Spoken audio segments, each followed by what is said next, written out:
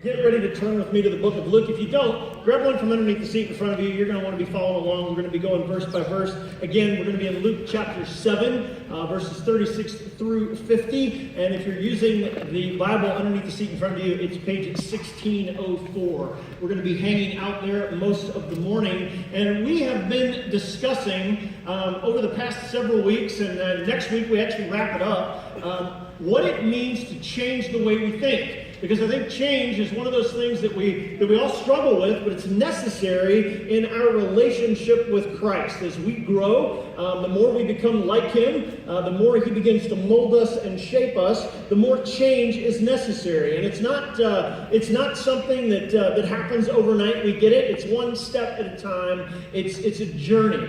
And it is so important, though, that we begin to look at things not just from a head level, but from a heart and soul perspective.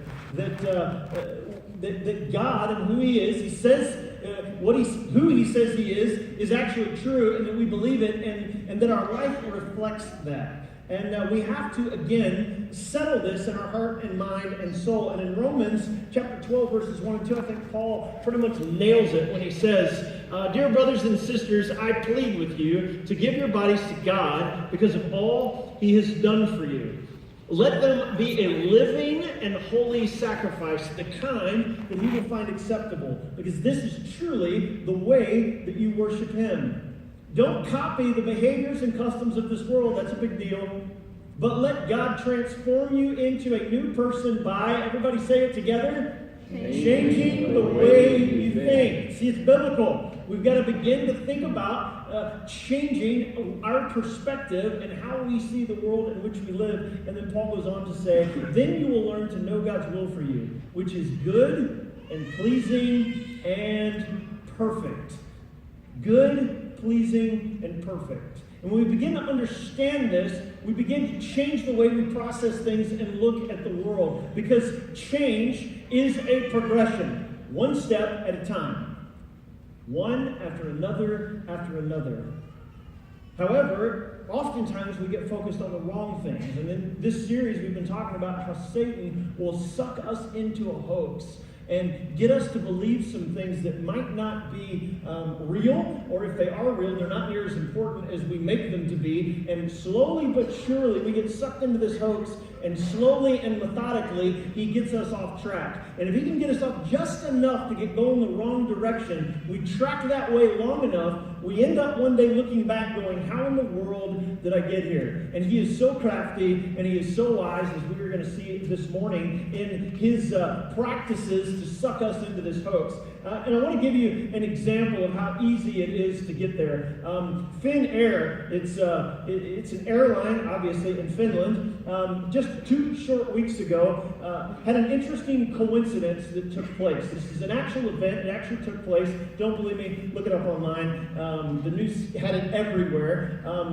The flight happened on Friday the 13th. Oh, yeah. Okay? I know, that's weird enough, right? Get on a plane on Friday the 13th. Well, it was actually flight number AY666. Yeah, some of you are going, oh my gosh, there's no way. It actually gets better. It was flying to Helsinki, and Helsinki's call sign for their airport is capital H, capital E, capital L. Friday the 13th, flight AY666, heading to, you name it, you guessed it, oh my gosh. Just out of curiosity, how many of you would have gotten on that flight? Nope. There's like 2 hands that went up. See, all of you were like, there's no way I would do that. See what I mean about getting sucked into a hoax? Oh, it gets better. It really does. The coincidences are nuts. The flight actually took off at 1300 hours local time. And somebody got bored, so they took the identification number off of the airplane and looked it up, and the airplane was actually 13 years old. No way would you want to get on that flight. And it's living proof that you're getting sucked into something that means absolutely nothing in the world in which we live. Isn't it easy? A bunch of numbers, a day, and a myth. And all of a sudden, there's no way I want to get on that flight. But to put your mind at ease, flight number AY666 that took off on Friday the 13th to Helsinki at 1,300 hours on a 13-year-old airplane landed safe and sound 90 minutes after takeoff. But we think things. It's interesting in Colossians chapter 2, verse 8, it says, "Don't let anyone capture you with empty philosophies and high-sounding nonsense that comes from human thinking and from the spiritual powers of this world." Ladies and gentlemen, Satan's at work, and he wants to dupe us into believing that this kind of stuff is real, and we've got to give it thought, and we've got to allow it to impact our lives. It's a hoax. And the Bible keeps teaching us over and over and over again that this hoax is not important, and that we truly do have to change the way we think.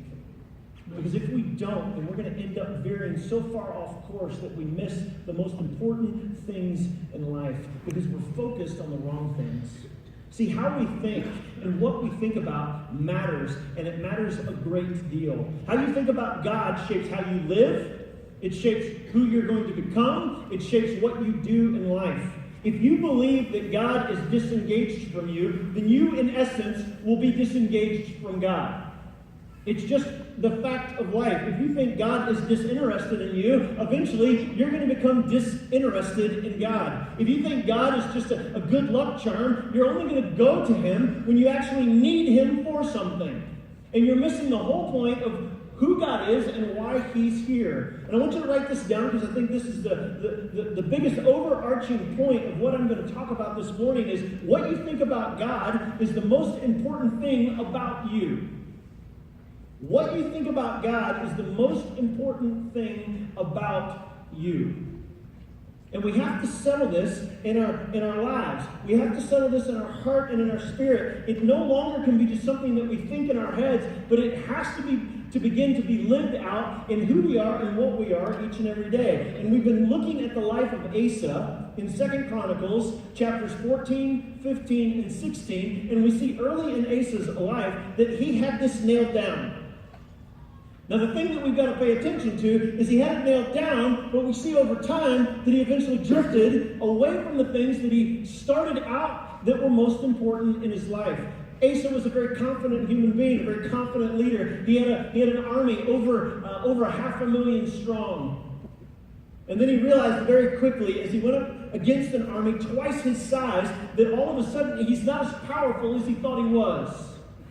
And he goes to God because he's got his life in order and his priorities straight. He goes to God and basically says, God, this is your people, this is your army. I'm going to trust you. And God shows up in a mighty and powerful way. And Asa realized, just like we need to realize, that God is all powerful. And he invites us to share in that power. That's the reality. Are we going to choose to do it? Then he also realized, as we talked about 2 weeks ago, that God is always near, and he invites us to be near him. He wants a relationship with us. And then last week we talked about that God is perfect when we're not. We're not perfect. You're never going to attain it. It's impossible. We are broken, and we are fallen, and we are messed up. But God is perfect. And today we're going to shift gears a little bit. And we're going to look at the life of Jesus in Luke chapter 7, verses 36 through 50. And while you're getting ready to get there, I want you to understand Asa, as well as the people in this story that we're getting ready, this account, it's not a story, it actually happened, that they became practical atheists. They saw God at work, they saw it in their own lives, and then for some reason over time they began to drift. And a practical atheist is someone who believes in God, but they live as though he doesn't exist. They know who he is, they believe in him, but the truth is the day-to-day operations of our life is really not God-centered. And in today's account, we see this very thing take place. We're going to look at a house full of religious people that Jesus has an encounter with. And everyone in this home, they're focused on the wrong things. They were practicing practical atheists. However, there's a woman in this account with laser focus on all that is most important in life. See, the truth is, today we're going to learn something that we all know in our hearts, but I don't know that we really have settled, or we know in our heads, but I don't know that we have it settled in our hearts and in our soul, and that's this, that God loves us more than we can think or imagine. And he wants us to accept that love.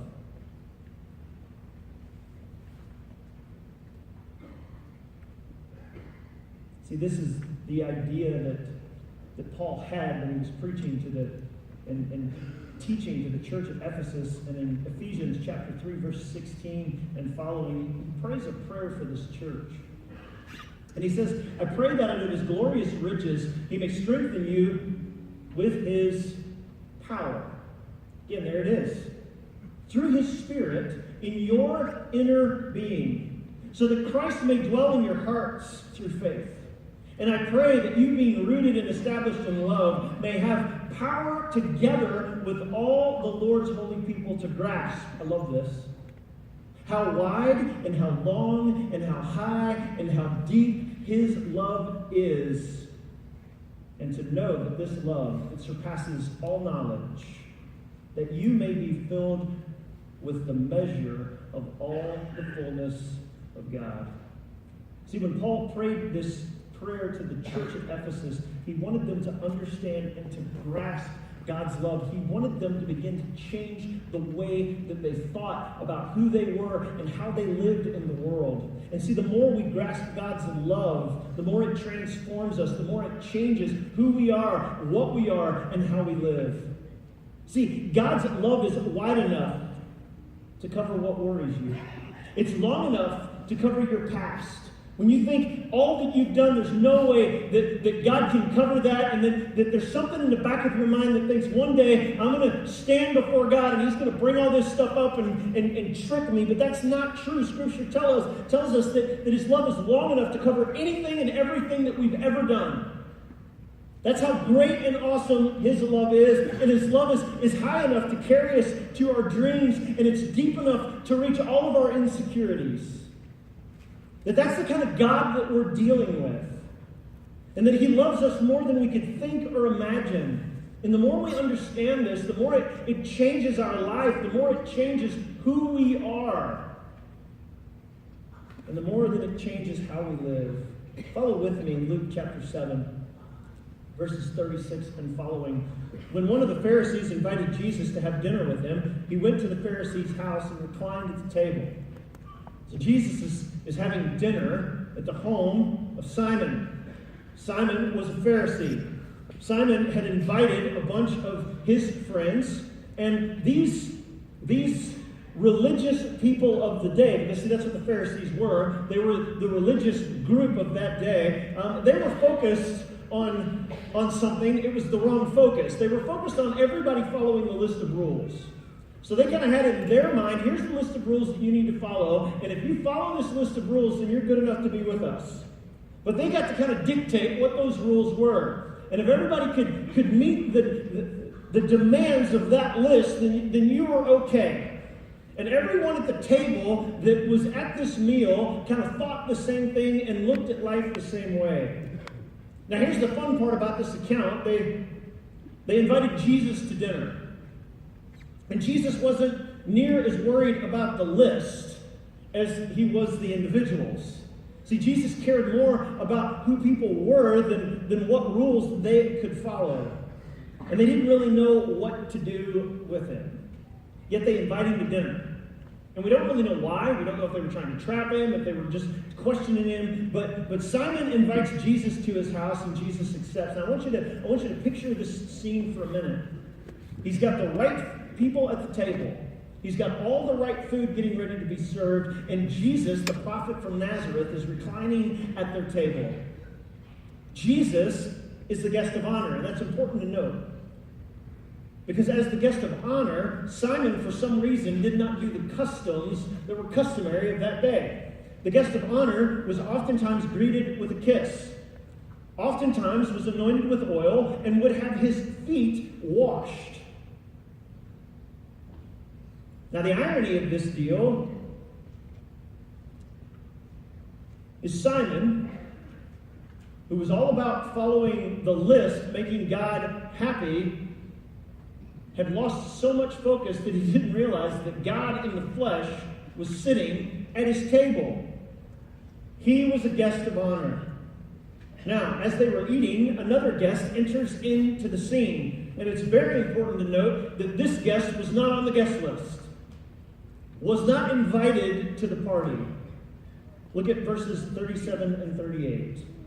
A woman in town who lived a sinful life learned that Jesus was eating at the Pharisee's house, so she came there with an alabaster jar of perfume.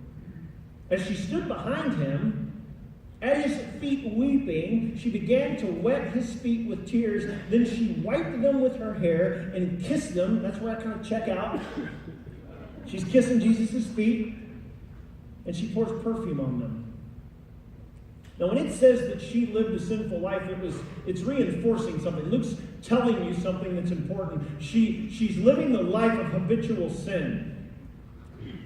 She's a prostitute, ladies and gentlemen. And in that day and time, it's the worst of the worst. So here's this woman, prostitute, standing on the outside of the house looking in. And you have to understand what's going on. The homes of that day were oftentimes very open. Okay, it wasn't like living in Northeast Ohio. February, it was pretty warm outside. And everybody got to see in the house as people walked by. And she had probably heard through conversations in town that Jesus was at this house and he was having dinner. And she goes there and she sees him. And now she's stuck with having to make a decision. Do I go in or do I stay out? Do I walk into that house and offend everyone at that table? Because she didn't meet the requirements of the list. Or does she just duck her head and walk away? As she stood there, as you can imagine, her heart beginning to beat almost out of her chest. Does she go or does she walk away? See, the religious people of that day had done a really good job of convincing her that God wanted nothing to do with her. She wasn't good enough. Yet when she saw Jesus, she saw something different.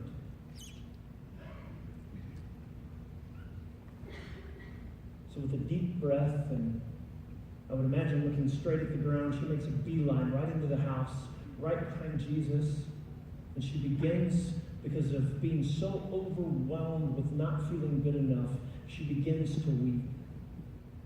See, this woman had lived her life in humiliation and shame and regret, a life full of guilt, being told by the religious of that day that you're not good enough. However, God in the flesh is sitting at the table, full of love, grace, mercy, and forgiveness. Now, Simon is sitting there and he's watching what's unfolding in his home. Put yourself in the homeowner's place. That would be like you having dinner at your house and somebody just barging in that you really didn't like all that much. You got that person in your head? You're going to regret that you have it in your head here in just a second. So Simon's beginning to think to himself. It's funny because Luke doesn't even give Simon a name at this point. He says, the Pharisee who had invited Jesus saw this, and he said to himself, underline that, that's important. If this man were a prophet, he would know who's touching him and what kind of woman this sinner is. She doesn't meet the criteria. And if Jesus was really the prophet he claimed to be, he would know it.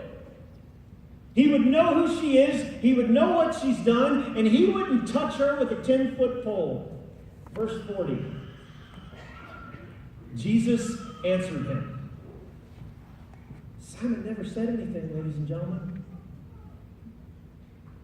Luke says it's a thought he had in his head. You ever had those thoughts? That person's not good enough? that you're better than them on the religious scale? And Jesus begins in verse 40, Simon, I have something to tell you. Tell me, teacher, he said. 2 people owed money to a certain moneylender. One owed him 500 denarii and the other 50. Neither of them had the money to pay him back. So he forgave the debts of both. Now let me ask you, which of them will love him more? In other words, one owes a lot, one owes a little, neither can pay. They're both forgiven. Who's going to love him more? Simon replies, verse 43, I suppose the one who had the bigger debt forgiven. You have judged correctly, Jesus said. Then he turned towards the woman and he said to Simon, do you see this woman?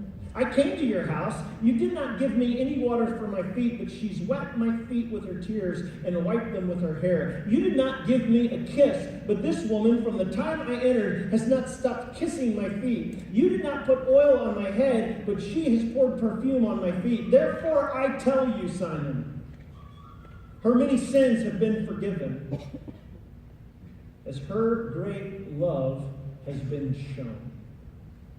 But whoever has been forgiven little loves little. But whoever has been forgiven little loves little. Those are powerful words. See, because if it's about the list and doing the right thing, then all of a sudden we've not been forgiven a lot. We've just been forgiven a little. We begin to diminish the work of God and Jesus Christ in our lives. Then Jesus said to her, your sins are forgiven. The other guests began to say amongst themselves, who is this who forgives sins? And Jesus said to the woman, your faith has saved you. Go in peace. See, this is an awesome account of what it means to truly love God. And more importantly, to receive the love of God. See, Simon was looking through the wrong lens. Simon was a here I am person. A here I am person walks into a room and says, here I am. Come to me. They automatically elevate themselves above the people in the room. They're not going to engage with people. They want people to engage with them. He's not going to make the first effort. They wait for other people to pursue them. If you're good enough and you follow the checklist and you do all the things that are right, then maybe, just maybe, you'll be good enough to be one of us. See, the Pharisees of that day,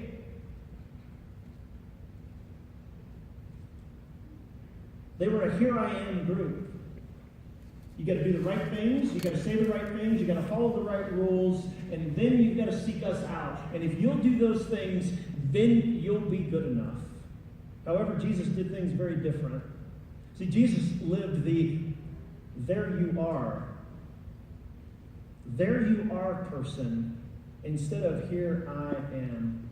See, a there you are person walks into a room and with their actions, they say, there you are. I want to get to know you. I want to understand who you are. I want to demonstrate and show the love of God to you. See, Jesus wants all of us to become a there you are person instead of a here I am person. We've got to change the way we think. And I think Jesus would take it a step further. Not only is it become a there you are person instead of a here I am person, I think Jesus would say that we need to become a there you are church instead of a here I am church. Because see, I think the church for a long time has said, here we are, you come, and if you fit the guidelines, and you dress right, and you act right, and you talk right, and you look right, you can come in. But if not, sorry. Let me ask you, and I'm not picking on anybody, I've been guilty of the same thing. When you walked in this morning, did you look for people that you didn't know? Or just for the people that you did? See, we've got to change the way we think. We're taking it so serious that we're actually having an event on February 25th. It all begins with hello. See, that's where discipleship starts. You know the old saying, you had me at hello? That's the life of a follower of Jesus. See, there you are. You're important. I'd like to get to know you. I don't care about your past. I don't care what you've done. I'm just going to love you the way Jesus loves you. And more importantly, I'm going to love you as Jesus loves me. See, Jesus did this a lot. He noticed them. He sought people out. He wanted to get to know them. And the challenge for us is to become a There You Are church. We have to change the way we think. See, Jesus wanted Simon and the woman both to know. It's not one that's better than the other. That God's love is for all of us. And he loves us more than we could think or imagine. And he wants us to accept that love no matter where we are. And see, when we accept it and we receive it, there's power in it to transform our lives. It changes the way we think. It changes the way we act. It changes the way we feel. It changes how we interact with other people. It's no longer about how good am I and that I'm okay because I get it all right and it kind of stinks to be you because you don't. Instead, it's I've got this thing that has changed my life forever and you want them to understand and know it because you know how much it's changed you. You understand how much it can change them. See, the whole thing of God's love is it changes the dynamic of how we think. I want to share just a couple of dynamic changes because God's love changes our insecurities to confidence. How many of you are insecure? So you won't even raise your hand. All of us are insecure. All of us have things in our life that we are insecure about. What we do is we hide them in confidence. We try to figure out the things that we're really good at, and we elevate those things, and we try to suppress our insecurities, and maybe, just maybe, nobody will understand what these are because I'm confident. And that's exactly what was happening in the room with those people. They were insecure, but they were together as a group, and oh, she doesn't fit it, so therefore, she's the one insecure.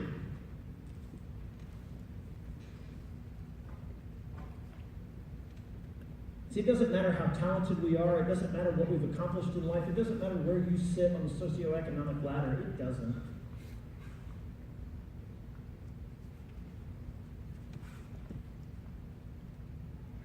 See, because what we've got to get a hold of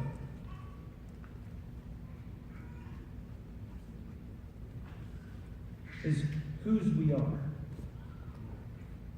I had a conversation with a young college-age woman and her mother this week.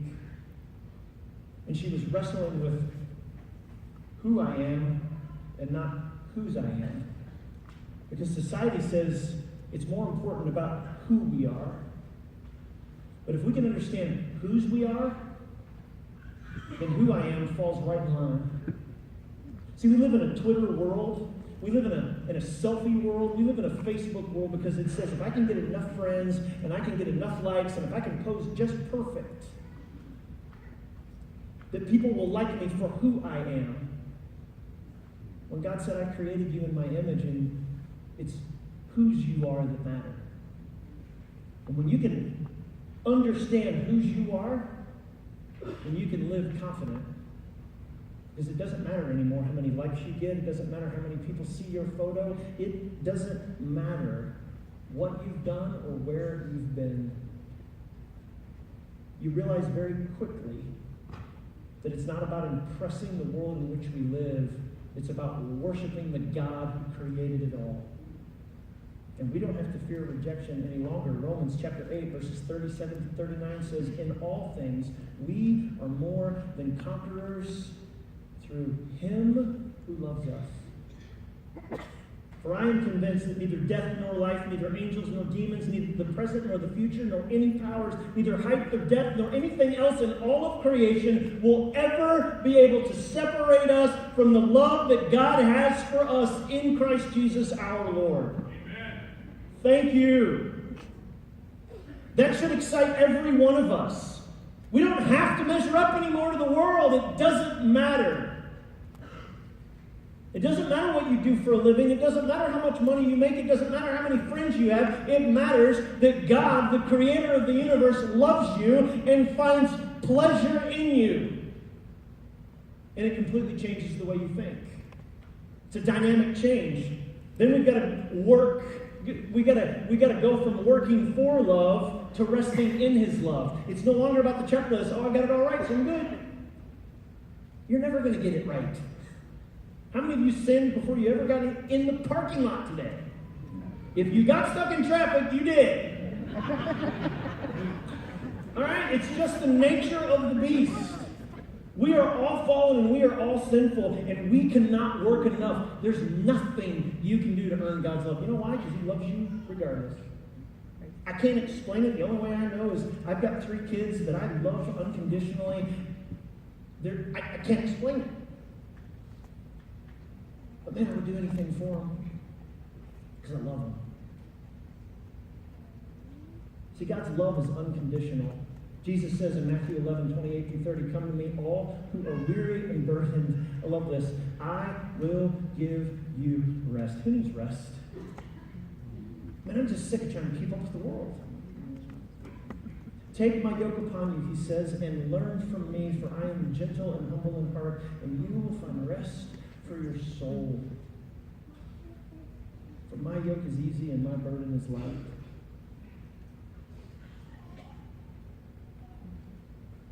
Have you ever noticed that we all have an invisible scale of morality?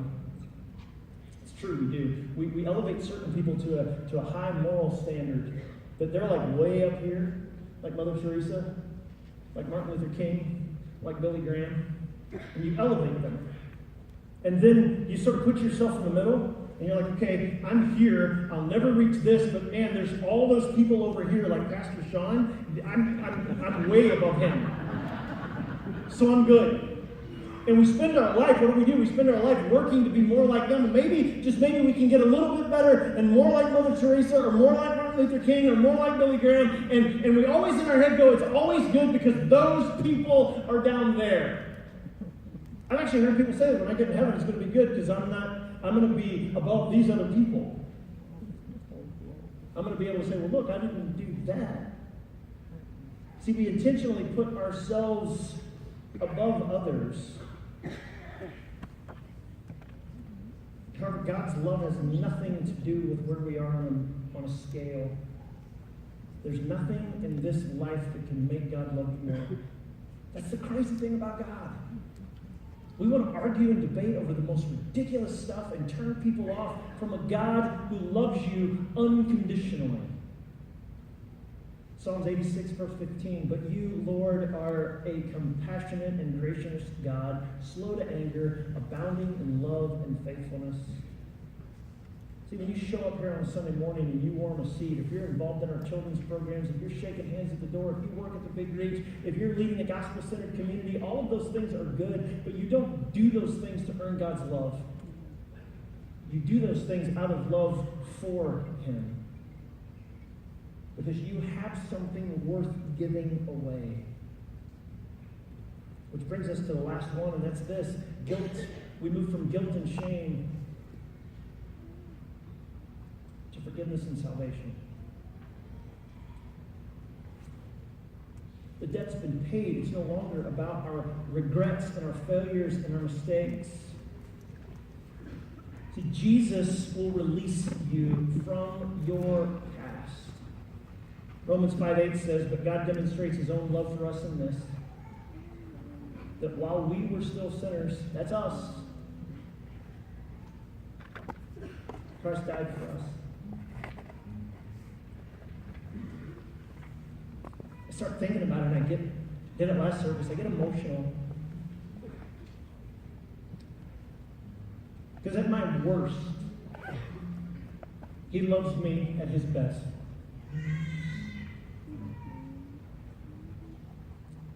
When I'm not the husband I should be or the dad that I should be, there's a God who just loves you. And he's not looking for perfection. He's got that handled. He's looking for us to surrender. I love when he talks to this woman. She's so moved that all she can do is be on her knees kissing his feet. And he says, your faith has saved you. Go in peace. The word saved there actually means rescued or restored. Jesus says, you've been made whole again. 1 John chapter 2, verse 2 says, he himself is the sacrifice that atones for our sins, and not only our sins, but the sins of the world. That's what a broken, fallen world needs. It's not about following a list of rules. It's not about winning an argument. It's about a God who created each and every one of us in his image, and he loves us so much that he was willing to send his one and only Son to die on a cross for our sins so we could be forgiven. There's nothing, absolutely nothing that we can do to earn the love, the grace, and the mercy of God our Father. It's about whose we are, not who we are.